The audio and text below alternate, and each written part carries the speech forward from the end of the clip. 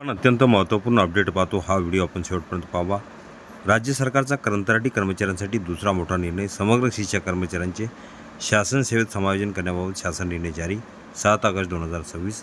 राज्यातील 15,000हून अधिक कंत्राटी कर्मचाऱ्यांना शासन सेवेत समायोजन निर्णय घेतल्यानंतर आता समग्र शिक्षा अभियान अंतर्गत गेली अनेक वर्षे कंत्राटी तत्वावर सेवा देणाऱ्या कर्मचाऱ्यांसाठी राज्य सरकारने मोठा निर्णय घेतला आहे. तत्पूर्वी आपण नवीन असाल चॅनल लगेच सबस्क्राईब करा. 4 ऑगस्ट 2026 रोजी जारी करण्यात आलेल्या शासन निर्णयानुसार 30 जून 2026पर्यंत सलग 10 वर्षे किंवा त्यापेक्षा अधिक कंत्राटी सेवा पूर्ण केलेल्या 3,276 कर्मचाऱ्यांना समकक्ष वेतन श्रेणीतील अधिसंख्य पदावर नियुक्त देण्यास मंजुरी देण्यात आली आहे. हा निर्णय एका वेळची विशेष बाब वन टाईम स्पेशल केस म्हणून लागू करण्यात आला आहे. हा निर्णय घेण्यामागील पार्श्वभूमी समग्र शिक्षा क्षेत्रातील कंत्राटी कर्मचाऱ्यांच्या विविध मागण्या आणि सेवाविषयक प्रश्नावर मुख्यमंत्री यांच्या अध्यक्षतेखाली बैठक घेण्यात आली होती.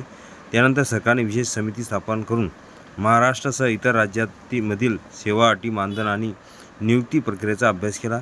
समितीने सादर केलेल्या अहवालातील शिफारसीचा विचार करून मंत्रिमंडळाने 2 जुलै 2026 रोजी या प्रस्तावाला मंजुरी दिली. त्याच निर्णयाच्या अनुषंगाने आता हा शासन निर्णय जारी करण्यात आला आहे.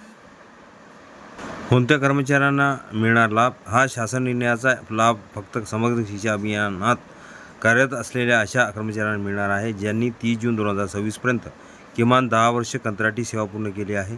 मात्र तांत्रिक विभागातील टीचिंग विंग कर्मचाऱ्यांना ह्या निर्णयातून वगळण्यात आले आहे.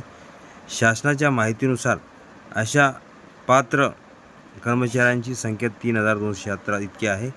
समकक्ष वेतन श्रेणी कशी निश्चित होणार? सध्या ज्या कंत्राटी पदावर कर्मचारी कार्यरत आहे त्या पदाची शासनातील नियमित मंजूर पदाशी तुलना केली जाणार आहे. त्या पदाच्या कामाचे स्वरूप, जबाबदारी आणि आवश्यक शैक्षणिक पात्रता आणि सेवा नियमाचा विचार करून समकक्ष वेतन श्रेणी निश्चित केली जाईल. त्यासाठी वित्त विभागाकडे स्वतंत्र प्रस्ताव पाठवून आवश्यक मंजुरी घेतली जाणार आहे. तसेच वेतन निश्चिती करताना 7वा वेतन आयोग विचारात घेतला जाईल. कर्मचाऱ्यांच्या वेतनाबाबत काय तरतूद आहे? ह्या अधिसंख्य पदावर नियुक्त झाल्यानंतर कर्मचाऱ्यांचे सध्या मिळत असलेले वेतन सुनिश्चित पे प्रोटेक्शन राहील. समकक्ष पदाच्या वेतन श्रेणीतील प्रारंभिक मूळ वेतन लागू राहणार असले तरी त्यासोबत महागाई भत्ता, डिअरनेस अलाउन्स आणि प्रवास भत्ता, ट्रॅव्हल अलाउन्स देखील मिळणार आहे. कोणते लाभ मिळणार नाहीत? शासन निर्णयामध्ये स्पष्ट करण्यात आले की या अधिसंख्य पदावर नियुक्ती मिळालेल्या कर्मचाऱ्यांना पदोन्नती, प्रमोशन, अशोषित प्रगती योजना, ACP, MACP, निवृत्तीवेतन, पेन्शन किंवा कुटुंब निवृत्तीवेतन, फॅमिली पेन्शन याचा लाभ मिळणार नाही. मात्र समग्र शिक्षा अभियानांतर्गत सध्या लागू असलेल्या रजा पूर्वीप्रमाणेच उपलब्ध राहतील. अधिसंख्य पदाबाबत शासनाने काय स्पष्ट केले? ही अधिसंख्य पदे पूर्णपणे व्यक्तीपेक्षा पर्सन स्पेसिफिक असतील. संबंधित कर्मचारी सेवेत असेपर्यंत ती पदे अस्तित्वात राहतील. कर्मचारी निवृत्त झाल्यास, राजीनामा दिल्यास, मृत्यू झाल्यास किंवा इतर कोणत्याही कारणाने सेवा संपुष्टात आल्यास ते पद आपोआप रद्द होईल. अशा रिक्त झालेल्या पदावर नवीन नियुक्ती करता येणार नाही. तसेच यापूर्वी केलेल्या कंत्राटी सेवेसाठी कोणतेही अतिरिक्त सेवा लाभ देण्यात येणार नसल्याचे शासनाने स्पष्ट केले आहे. पुढील भरती प्रक्रियेबाबत महत्त्वाचा निर्णय. या शासन निर्णयात भविष्यातील नियुक्त्याबाबतही महत्त्वाचे धोरण जाहीर करण्यात आले आहे.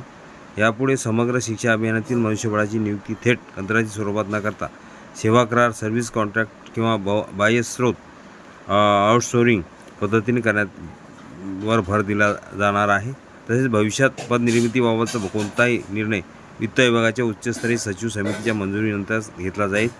समग्र शिक्षा अभियानातील अनेक वर्षापासून सेवा बजावणाऱ्या अनेक हजारो कंत्राटी कर्मचाऱ्यांसाठी हा निर्णय निश्चितच दिलासादायक ठरला आहे. समकक्ष वेतन श्रेणीमध्ये नियुक्तीची संधी उपलब्ध करून देण्यात आली असली तरी हा निर्णय नियमितकरण रेग्युलेशन नसून केवळ एक वेळच्या विशेष बाब म्हणून लागू करण्यात आला आहे. त्यामुळे संबंधित कर्मचाऱ्यांना काही आर्थिक लाभ मिळणार नसले तरी नियमित सरकारी कर्मचाऱ्यांना मिळणारा सर्व सेवा लाभ ह्या निर्णयामुळे लागू होणार नाहीत, हेही शासनाने स्पष्ट नमूद केले आहे. हा व्हिडिओ उपयोगी वाटला असेल लाईक, शेअर आणि अखिल दामसर चॅनलला सबस्क्राईब करा, लाईक करा, कमेंट्स करा, मित्रांना शेअर करायला विसरू नका. असे नवनवीन अपडेट आपल्यापर्यंत सहज पोहोचतील.